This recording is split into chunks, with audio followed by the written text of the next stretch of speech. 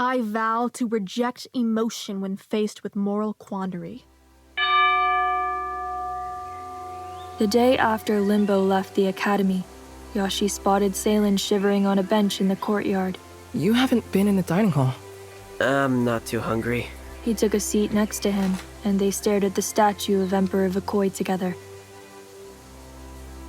Do you remember what you told me when we first met? I can't say I do. You told me that guardianship has always been your dream, not Limbo's.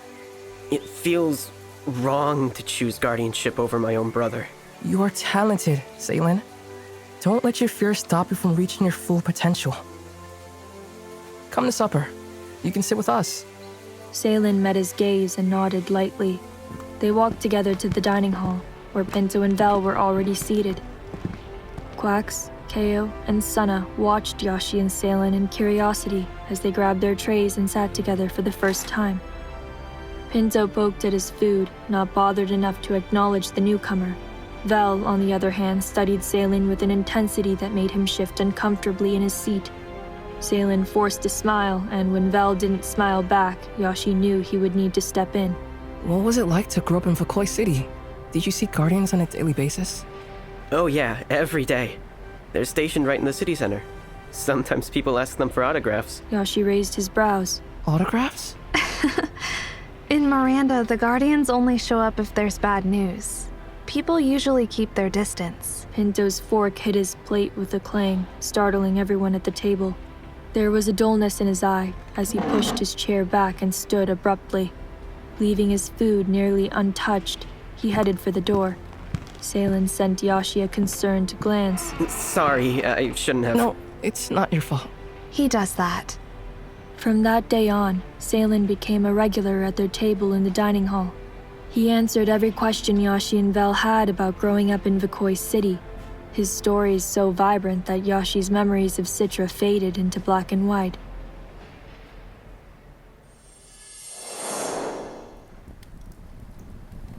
Six weeks after the restraint filtration, Yahshi and Salen entered the training room to practice with their primary tools. VELL and KEIYO were already inside, preparing for a casual competition. As the only trainees remaining who had chosen throwing blades as their primary tool, they had started to spend a significant amount of recreation time training together. No spin technique. KEIYO tossed a throwing knife in the air and caught it by its handle. Let's go. Target bird or target turtle? You named the targets? After animals? What's wrong with you two? VELL waved at Yahshi and Salen with a smile, but KEIYO ignored their arrival. He pointed at the closer target, which was a solid 10 paces away. Target bird. You first. KEIYO grabbed a knife from his tool belt and took his time, adjusting his feet repeatedly as he struggled to angle his wrist at the perfect degree. Yahshi and Salen sat next to each other on the floor, watching him intently. What are you doing here? Go practice with your own tools. We're spectating your game. That's all. I'd hate to miss the awesome shot you're about to make. KEIYO shook his head and refocused on his form. He made a few more adjustments before throwing the knife. It pierced through the air and struck the target just a finger's width from the red bullseye. Ha! How's that for an awesome shot? KEIYO crossed his arms as he faced his opponent. Beat that, VELL. Let's see you try. VELL pulled her hair up into a ponytail, finally able to secure it in place as it had grown just past her shoulders. She grabbed a knife from her tool belt, stepped into position, and threw it without hesitation. It struck right next to KEIYO's blade, hitting the bullseye. I win. She faced him with a blank expression. Yeah, right. The challenge was to use a no-spin technique. Your knife definitely spinned. It definitely did not. You were watching, right? Did it spin? Oh yeah, it spins. Many times. Probably 1,000 times. So quick it couldn't be seen by the human eye. VELL laughed, and KEIYO rolled his eyes. Your friends are assholes, VELL. Let's start a new game. As KEIYO left to retrieve their knives from the target, Yahshi saw VELL's smile falter. He had begun to notice the way she dropped her smiles hastily, held her tools a bit tighter than everyone else, and avoided eye contact when she had nothing to say. He wondered if those details had always been there. VELL's gaze wandered to the wall, and Yahshi found himself staring at it too. Somewhere outside, Pinto was shooting arrows at tree trunks alone. Unable to distract himself from the unsolved case of the missing Bayan family, and here they were, moving on without him, making new friends to replace him, feeling the guilt of giving up on him, but choosing not to act on it. Hey, Salen nudged Yashi's shoulder. I have an idea. Let me talk to Pinto. Yahshi glanced sideways at Salen, unsure about the eagerness in his eyes. If Pinto had shut out VELL, who had been there for him more than anyone else, Yahshi doubted he would listen to Salen. But he also reasoned that Pinto had been stuck in a rut for over 2 months, and at this point, anything was worth trying. Yeah, sure. Hey, VELL! We'll be right back. Oh, take your time, please. Salen grabbed a bow and a quiver of arrows on their way out of the training room. He rushed down the staircase so swiftly that Yahshi nearly had to run after him. What's your plan exactly? I realized that you and VELL are too soft. What? You and VELL. You talk to Pinto like you're coaxing a little boy out of bed. But the boy is tired, the blankets are warm, and the air is so cold. Sometimes you have to rip off the blanket. He led the way across the common room. I'm not following. Pinto is stubborn, okay? You can't baby him. You have to throw common sense at him like a rock to the skull. Yahshi hugged his arms to ward off the goosebumps as they stepped through the front door.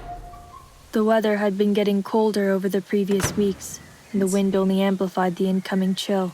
While we were up in the training room, I remembered this one time when Limbo got second place in an art competition.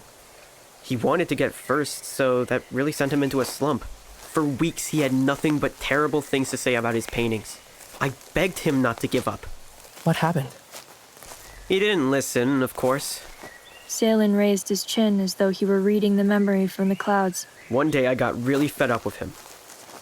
Instead of telling him not to criticize his art, I decided to just agree with everything he said. If he called his work trash, I offered to throw it out for him. You should have seen the look on his face. What makes you think a tactic like that will work on Pinto? He's stubborn, just like my brother. They both have a lot to say and not much to listen to. It takes a different approach to help someone like that. You have to use their own words against them. As they combed through the surrounding woods in search of Pinto, Yahshi pondered over Salen's words. He had never once considered the similarities between Pinto and Salen's brother, perhaps because he didn't want to see them, as he had never gotten along well with Limbo. But now that he thought of their similar reactions to frustration, he realized that Salen had a point. Eventually, they found him aiming an arrow at a distant tree trunk. A twig snapped under Yashi's boot, and Pinto froze with his bow drawn. What are you doing here? You need to rest. I can't. The Bayans are still missing, which means the Underground is more clever than the Force. We're going to war and we're not prepared. Pinto finally shot his arrow. It skimmed a branch, missing the tree trunk entirely. He lowered his bow and gripped his hair with a scowl. Damn it. I'm slipping. You really are. Pinto faced Salen with a widened eye. I'm sure you're a big fan of Professor Ember's worst-case scenario mindset. Of course I am. Tell me your worst-case scenario. Pinto gripped his bow tighter. The Underground strikes. It's inevitable. I can think of something worse than that. What? The Underground strikes. And you're not in the Force because moping around got you filtered. So now you have to watch the war play out from the sidelines. Just like before. Instead of lashing back with one of his usual rebuttals, Pinto pursed his lips in silence. Salen drew his bow, aiming at the tree trunk Pinto had missed. Look at the moss. He shot the arrow, and it struck a patch of moss on the tree. With a smirk, he lowered his bow and stared at Pinto. I saw you shoot during our primary tool filtration. You hit the bullseye on your first try. And look at you now. You're right. You really are slipping. Pinto, go to sleep. Without rest, you won't improve. Pinto's face flushed with anger, and for a moment it seemed like he might explode. But as a gust of wind swept over him, his fury cooled into disappointment. He lowered his head, his eye fixed on his boots, and started walking toward the field. Yahshi and Salen watched him in awe as he disappeared through the distant trees. It actually reached him. I can't believe it. You're welcome. Salen took a few steps in the direction Pinto had gone. Wait. While we're outside, could you help me with something? Salen stopped and looked back at him. What is it? I need to practice climbing up the side of the building. Just to the second floor. High enough to reach the balconies. What? Why would you do that? I need to sneak into Vel's room. Why? To wish her happy birthday. It's her birthday. It will be. In about a week. What? Just help me out, will you? That's a big favor to ask. I've seen you climb. Yahshi leaned forward, urging him to help. Salen laughed before pointing at a nearby tree. Why don't you start small? The tree had a thick trunk with branches that hung lower than most, making it an easy climb. While it didn't compare to the challenge of scaling the side of a building, Yahshi supposed it was a good place to start. He approached it and began his ascent. As Yahshi made his way up the tree, Salen stayed at the base of the trunk, shouting instructions for him to reach for certain branches or to stop looking down. Yashi's arms and legs trembled, making the climb even more challenging, and he cursed his own fear. When he finally reached his goal branch, he balanced his boots on it and gripped the trunk for support. He looked down at Salen with a triumphant smile, only to spot him with his bow drawn, an arrow aimed at Yashi's head. Jump. What? I said jump. Jump or I'll shoot you. Salen pulled his bowstring tighter. You're joking, right? I'm shooting on 1. Are you crazy? 3. Stop that! 2. Yahshi fixed his gaze on the point of Salen's arrow and shivered involuntarily. He tightened his grip on the trunk as he readied himself to make the leap. 1. Yashi's feet left the branch. He heard the sound of Salen's arrow striking the trunk behind him as he soared through the forest air. Leaves rustled, singing their praise of Yashi's flight. But the sensation of freedom disappeared when he realized that he was falling, hurtling toward the ground. His heart raced as he frantically reached out for branches that weren't there. The impact of his hip against the ground knocked the breath out of him. He squeezed his eyes shut and rolled onto his back, clutching his side. He could hear nothing but his own heartbeat until footsteps approached him. He forced his eyes open and saw Salen grinning down at him. Nice jump. What the hell? You actually shot! I knew you'd jump. How could you possibly know for sure? Well, you jumped, didn't you? It felt like a knife was stabbing his side when Yahshi propped himself up into a seated position. He gritted his teeth through the pain. As his breathing settled, he met Salen's eyes. I jumped. And you're fine, right? Yeah, Salen offered him a hand to help him up, and Yahshi took it. I'm fine. Despite the bruising that lingered from the fall, Yahshi scaled the side of the building 10 days later. He gripped the vines and window trims to hoist himself up as he'd practiced, reaching the balcony of room 1 in less than a minute. He climbed over the railing and collected himself before sliding the glass door open. VELL was sitting on a chair that she had dragged to the middle of her quarter. Wow. You actually did it. I did.